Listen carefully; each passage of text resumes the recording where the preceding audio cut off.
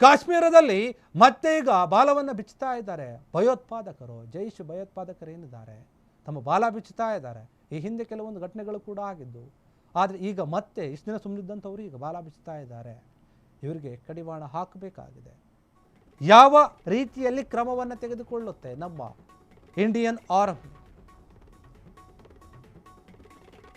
ಉಗ್ರರೊಂದಿಗಿನ ಗುಂಡಿನ ಚಕಮಕಿಯಲ್ಲಿ 8 ಸೈನಿಕರಿಗೆ ಗಾಯ ಆಗಿದೆ.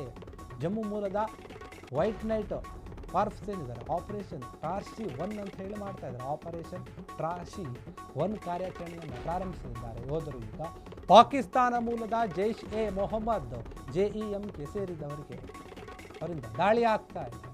ಭಾನುವಾರ ಸಂಜೆ 5:40 2 ಬಾರಿ ದಾಳಿ ಆಗಿದೆ. 8 ಸೈನಿಕರು ಗಾಯಗೊಂಡಿದ್ದು ತೀವ್ರ ನಿಗಾ ಘಟಕದಲ್ಲಿ ಅವರನ್ನು ಇರಿಸಲಾಗ್ತಾ ಇದೆ.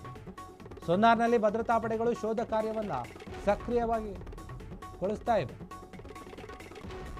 ಭಯೋತ್ಪಾದಕರನ್ನ ಎದುರಿಸುತ್ತಿರುವುದು ವೈಟ್ ನೈಟ್ ಫಾಕ್ಸ್ ಎಕ್ಸ್ ಅಂತ ಹೇಳ್ತಾ ಇದ್ದಾರೆ. ಕಾಶ್ಮೀರದಲ್ಲಿ ಈಗ ಮತ್ತೆ ಹಿಂದಿನ ಸದ್ದು ಕೇಳಿಸ್ತಾ ಇದೆ ನೋಡಿ. ಆಪರೇಷನ್ ಟ್ರಾಶಿ 1 ಏನಿದೆ ಆ ಕಾರ್ಯಾಚರಣೆಯನ್ನ ಆರಂಭಿಸಿದ್ದಾರೆ ಈಗಾಗಲೇ ನಮ್ಮ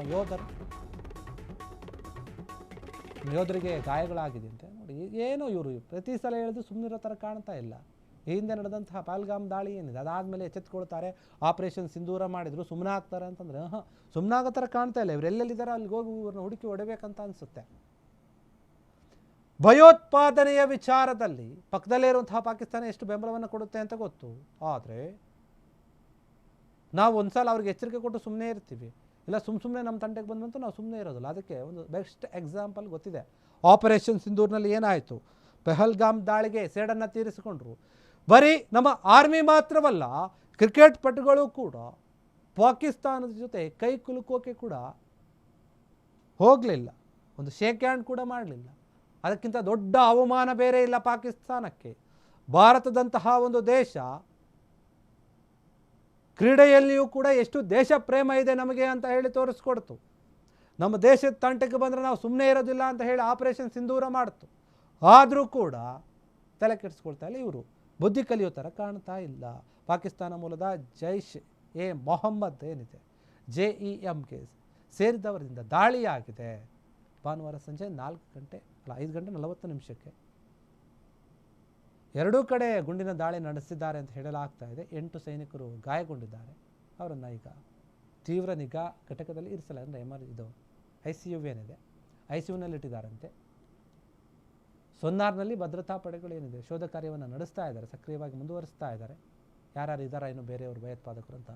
ಭಯೋತ್ಪಾದಕರನ್ನು ಎದುರಿಸುವುದು ಎಂದು ಏನಾಗಿದೆ ವೈಟ್ ನೈಟ್ ಕಾರ್ಪ್ ಎಕ್ಸ್ನಲ್ಲಿ ಪೋಸ್ಟನ್ನು ಮಾಡಿದೆ. ಈ ಒಂದು ವಿಚಾರವಾಗಿ ಹಂಚ್ಕೊಂಡಿದ್ದಾರಂತೆ. ಅಂದರೆ ನಾವು ಅವ್ರನ್ನ ಸರಿಯಾದ ರೀತಿಯಲ್ಲಿ ಎದುರಿಸ್ತೀವಿ ಅಂತ ಪೋಸ್ಟ್ ಮಾಡಿದ್ದಾರೆ. ವೈಟ್ ನೈಟ್ ಕಾರ್ಪ್ಸ್ ಏನಿದ್ದಾರೆ ಅವ್ರು ಮಾಡಿರುವಂಥದ್ದು ಸೋಷಿಯಲ್ ಮೀಡಿಯಾ ಖಾತೆಯಲ್ಲಿ ಪೋಸ್ಟ್ ಮಾಡಿದ್ದಾರೆ. ಪದೇ ಪದೇ ಕೆಣಕುವಂಥ ಕೆಲಸವನ್ನು ಮಾಡ್ತಾ ಇದ್ದಾರೆ. ಇದಕ್ಕೂ ಕೂಡ ಏನಾದರೂ ತಕ್ಕ ಉತ್ತರವನ್ನು ಕೊಡಬೇಕಾಗುತ್ತೆ. ಪಾಕಿಸ್ತಾನ ಮೂಲದ ಜೈಷ್ ಎ ಮೊಹಮ್ಮದ್ ಏನಿದೆ ಸಂಘಟನೆ, ಅದರ ಭಯೋತ್ಪಾದಕರು ಗುಂಡಿನ ದಾಳಿಯನ್ನು ಎರಡೂ ಕಡೆ ಗುಂಡಿನ ದಾಳಿಯನ್ನು ನಡೆಸಿದ್ದಾರೆ. ಅದರಲ್ಲಿ 8 ಜನ ಸೈನಿಕರು ಗಂಭೀರವಾಗಿ ಗಾಯಗೊಂಡಿದ್ದಾರೆ. ಅವರಿಗೆ ಚಿಕಿತ್ಸೆ ನೀಡಲಾಗ್ತಾ ಇದೆ. ICUನಲ್ಲಿದ್ದಾರೆ ಅವರು. ಭಾರತ ಸರ್ಕಾರ ಮತ್ತು ನಮ್ಮ ರಕ್ಷಣಾ ಇಲಾಖೆಗಳು ಯಾವ ರೀತಿಯಾಗಿ ಕಾರ್ಯಾಚರಣೆಗಳನ್ನು ಮಾಡುತ್ತೆ, ಇದಕ್ಕೆ ಯಾವ ರೀತಿಯಾಗಿ ತಿರುಗೇಟನ್ನು ಕೊಡುತ್ತೆ, ಬೇರೆ ಮತ್ತೊಂದು ಆಪರೇಷನ್ ಸಿಂಧೂರ್ ರೀತಿಯಲ್ಲಿ ಇನ್ನೊಂದು ಆಪರೇಷನನ್ನು ದೊಡ್ಡ ಮಟ್ಟದಲ್ಲಿ ಮಾಡಿದ್ರೆ ಏನು ತಪ್ಪಿಲ್ಲ. ಬಟ್ ಬುದ್ಧಿ ಕಲಿಸ್ಬೇಕಷ್ಟೇ ಅವರಿಗೆ.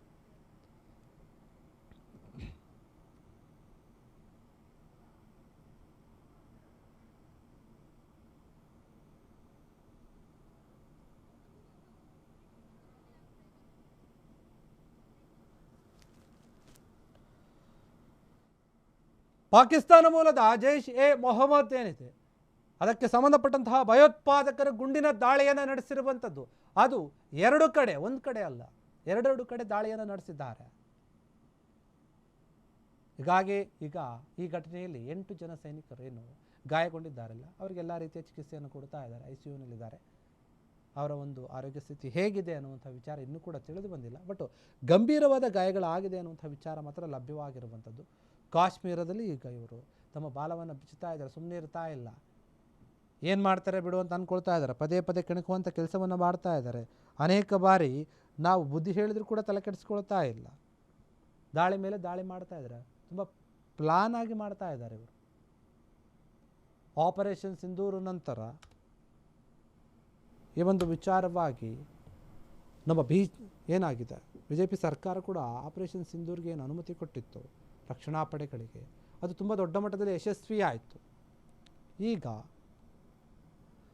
ಮತ್ತೆ ಒಂದು ಕಾರ್ಯಾಚರಣೆ ಮಾಡಬೇಕು, ಅದಕ್ಕೆ ಮುಂದಾಗಿದ್ದಾರೆ. ಸಕ್ರಿಯವಾಗಿ ನಾವು ಮಾಡ್ತೀವಿ ಅಂತ ಹೇಳಿ ಎಕ್ಸ್ ಖಾತೆಯಲ್ಲಿ ಕೂಡ ಪೋಸ್ಟನ್ನು ಮಾಡಿರುವಂಥದ್ದು ವೈಟ್ ನೈಟ್ ಕಾರ್ಫ್ ಎಕ್ಸ್ ಏನಿದೆ ಅವರು ಎಕ್ಸ್ನಲ್ಲಿ ಪೋಸ್ಟ್ ಮಾಡಿದ್ದಾರೆ. ಕ್ಷಣ ಕ್ಷಣದ ಸುದ್ದಿಗಳಿಗಾಗಿ ಫ್ರೀಡಂ ಟಿವಿ ಸಬ್ಸ್ಕ್ರೈಬ್ ಮಾಡಿ, ಲೈಕ್ ಮಾಡಿ ಹಾಗೂ ಫಾಲೋ ಮಾಡಿ. ಹೊಸ ಸುದ್ದಿಗಳ ನೋಟಿಫಿಕೇಶನ್ಗಾಗಿ ಬೆಲ್ ಐಕಾನ್ ಮೇಲೆ ಕ್ಲಿಕ್ ಮಾಡಿ.